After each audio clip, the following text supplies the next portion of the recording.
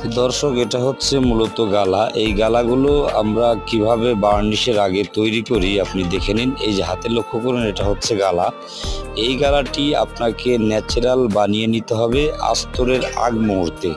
তো আমরা কি কি এটার সঙ্গে মিলাচ্ছি এটা আপনাদেরকে এখন দেখাবো। তো অবশ্যই এই ভিডিওটি শর্ট ভিডিও, আপনারা দেখতে থাকুন।